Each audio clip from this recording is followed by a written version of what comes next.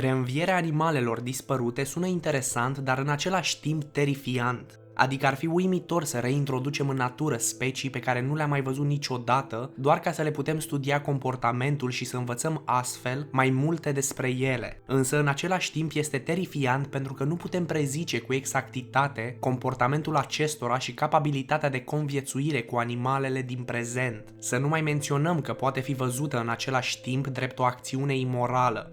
Cu știința modernă și progresele în domeniul secvențierii ADN, readucerea la viață a animalelor dispărute este foarte posibilă de-a lungul vieții noastre. Dar voi ce credeți că ar avea de spus Darwin despre această acțiune? Înainte să vorbim despre toate aceste lucruri interesante, nu uitați să vă abonați și să dați un like acestui videoclip. Astăzi o să vorbim despre cele mai ciudate animale pe care oamenii doresc să le readucă la viață. Acum, haideți să trecem direct la subiect. 10. Mastodontul. Acest animal este faimos datorită fildeșilor extrem de lungi și periculoși. Mastodontul a dispărut în urmă cu aproximativ 11.000 de ani, la scurt timp după sfârșitul ultimei ere glaciare. Înălțimea medie pentru acest animal uriaș era de 2,5 metri pentru femele și 3 metri pentru masculi. Cel mai probabil, mastodontul a dispărut datorită unei combinații de factori destructivi, cum ar fi schimbarea climatului datorită erei glaciare, competiția din ce în ce mai mare pentru sursele de hrană și este posibil să fi fost vânat chiar de primele specii de oameni. Totuși, din fericire pentru noi, aceștia erau ierbivori și nu aveau niciun interes să vâneze și alte viețuitoare. Așadar, nu vă faceți griji și dormiți bine în această seară, pentru că dacă oamenii de știință readuc la viață această specie, o să fim în siguranță.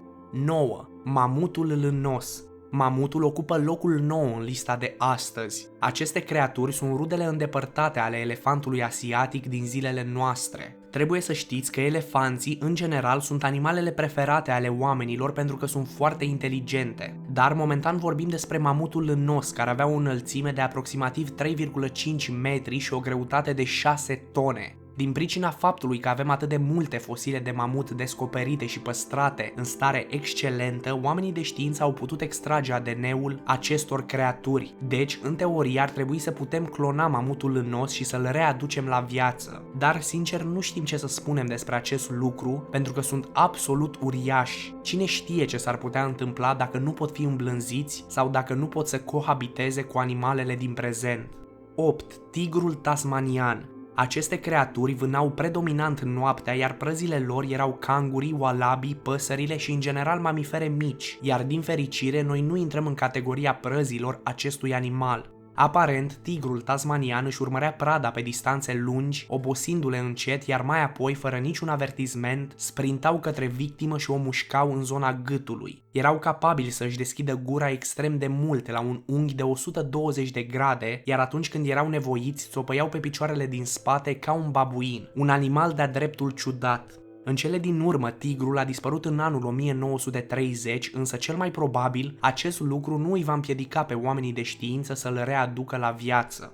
7. Elanul irlandez. Acest animal a fost unul dintre cele mai mari specii de cervide care a cutreierat pământul. Cercetătorii spun că această creatură a trăit în urmă cu aproximativ 7700 de ani în Siberia, iar în urma studiilor mai amănunțite, se crede că este strămoșul cerbului roșu sau al cerbului lopătar care trăiește în pădurile din Europa și Asia. Cerbul uriaș este faimos pentru dimensiunile sale formidabile. Avea o înălțime de 2,1 metri la nivelul umerilor, iar coarnele sale măsurau până la 3,5 metri de la un capăt la altul, cu o greutate de 40 de kilograme fiecare. Poate aveți impresia că imensele coarne ale acestui elan făceau pagube destul de serioase în trecut. Ei bine, vă înșelați. Aparent, coarnele sale nu erau folosite în lupta cu alți masculi, ci mai degrabă erau o modalitate de a atrage femele. În orice caz, suntem de părere că elanul irlandez ar domina speciile de cerbi sau elani din prezent. Cei care sunt speriați de păsări ar fi bine să se ascundă, pentru că pe locul 6 avem moa. Aceste creaturi sunt niște păsări nezburătoare care trăiau în Noua Zeelandă. Au apărut în urmă cu aproximativ 700 de ani, ceea ce este destul de recent dacă comparăm cu majoritatea animalelor preistorice. Însă, în prezent, oamenii de știință cred că sunt destul de aproape de a readuce la viață aceste păsări masive.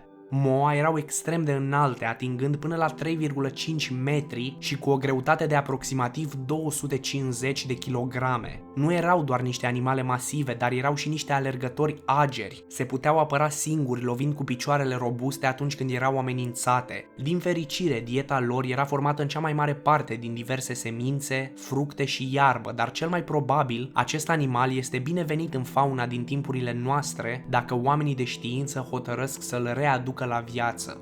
5. Tigrul caspic. Se regăsea pe teritoriul Turciei din prezent și Asiei Centrale, dar a dispărut în anii 1960, deci nu cu mult timp în urmă. Sunt cunoscuți drept vânători agresivi, iar prada lor era formată din porci mistreți, cerbi roșii și animale domestice, cum ar fi câinii sau vitele. Unii oameni de știință doresc să readucă la viață această specie, introducând în habitatul unde obișnuia să se găsească acesta pe vărul său aproape identic, tigrul siberian, din partea căruia se așteaptă o adaptare rapidă la noul ecosistem. 4. Rinocerul lânnos. Aceste bestii uriașe au dispărut la sfârșitul celei mai recente ere glaciare de pe Pământ. Rinocerul lânnos era un animal masiv, avea două coarne mari pe partea superioară a capului și era acoperit cu un strat gros de păr numit și lână, care era ideal pentru supraviețuirea într-un climat aspru. În general, Homo sapiens, adică specia noastră, era învinuită pentru extinția lor, deci probabil oamenii de știință vor să îi reintroducă în mediul înconjurător pentru a se revanșa. Întrebarea este ce impact va avea readucerea la viața rinocerului lânnos asupra animalelor care trăiesc în prezent. Și mai este o problemă cu care ne vom confrunta în acest caz. Ce specie va dispărea în urma reintroducerii acestui animal feroce în natura din prezent? 3. Unicornul siberian. Deci, se pare că unicornii au existat cu adevărat, cu excepția faptului că nu erau niște cai albi superbi, așa cum sunt descriși în basme. Așadar, haideți să aruncăm o privire și să vedem cum arăta acest animal. Unicornul siberian a trăit pe planeta noastră cu 39.000 de ani în urmă, avea 1,9 metri înălțime și o lungime totală de 4 metri și putea să cântărească până la 5 tone. Aceste creaturi masive au dispărut, cel mai probabil datorită schimbărilor climatice drastice, pierderii vegetației din mediul în care trăiau și mai ales datorită faptului că erau vânați de către oameni. Însă, la fel ca celelalte animale care se află pe lista noastră de astăzi, oamenii de știință cred că pot readuce la viață acest animal și să-l reintroducă în habitatul său natural. Însă majoritatea cercetătorilor cred că această specie de rinocer preistorică nu se poate adapta la condițiile de mediu actuale. 2. Tigrul cu dinți sabie. Caninii acestei bestii ajungeau să măsoare până la 28 de centimetri lungime cu o parte zimțată, la fel cum sunt cuțitele de pâine din prezent. Însă colții masive ai acestui animal erau foarte fragili și se rupeau destul de repede în timpul luptelor cu alți masculi sau chiar în timpul vânatului, dar acest lucru nu îl face mai puțin înspăimântător. Tigrul cu dinți sabie avea o tactică specială de vânătoare. El sărea pe pradă din copaci și își înfigea colții în gâtul prăzii, apoi aștepta ca aceasta să sângereze până la moarte. Paleontologii au descoperit fosilele acestui animal feroce, astfel oamenii de știință pot obține ADN-ul său și îl pot clona în viitor. Dar de ce ar vrea oamenii de știință să readucă la viață această bestie? Poate ne vor da o explicație printr-o declarație publică în viitor. 1. Neandertalul. Cu 45.000 de ani în urmă, Homo sapiens a conviețuit alături de neandertali care aveau la rândul lor propria societate, unelte și practici culturale. Cel mai probabil au dispărut datorită competiției pentru resurse din natură, schimbărilor climatice, bolilor sau o combinație a tuturor acestor fenomene. Totuși, în urma progreselor tehnologice din ramura geneticii, neandertalii s-ar putea întoarce la civilizația noastră. Oamenii de știință au declarat că pot folosi instrumente avansate de editare a genelor și a secvențelor ADN pentru a-i readuce la viață. Dar este important de știut că nu putem aduce o copie perfectă a unui neandertal în prezent și de asemenea majoritatea oamenilor cred că este imoral din partea cercetătorilor să facă acest lucru. Cu siguranță nu este nimic rău, mai degrabă grozav, dar trebuie să fim extrem de atenți. Cu toții am văzut ce s-a întâmplat în filmul Jurassic Park, unde au putut readuce la viață dinozaurii, însă nu s-a terminat bine pentru toată lumea. Care este animalul vostru favorit care a dispărut cu mult timp în urmă? Scrieți-ne în rubrica de comentarii. Acesta a fost videoclipul meu, dacă v-a plăcut nu ezitați să vă abonați. Mi-am creat și un cont de Patreon unde deja mă susțin câțiva oameni cărora aș dori să le mulțumesc din suflet. Aveți un link în descriere dacă sunteți interesați. De asemenea, mai jos găsiți și conturile mele de Instagram. Hai cu un follow și acolo. O zi superbă vă doresc tuturor!